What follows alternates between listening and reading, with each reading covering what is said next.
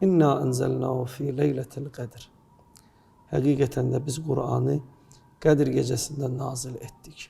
Yəni, biz bilirik ki, bir xeyli məsələləri Hz. İmam Cəfər Sadiqdən, Hz. Cənab-ı Rasulullah'dan, digər imamlarımızdan belə rəvayətlər var. İnsanların arasında olan münasibətlərdən misal çəkirlər.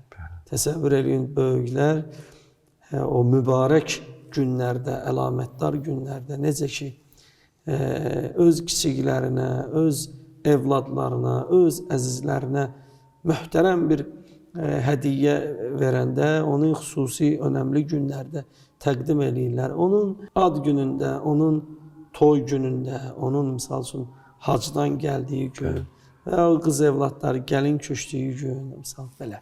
Belə günlərdə böyüklər öz evladlarına, öz himayəsində olan insanlara hədiyyə edirlər.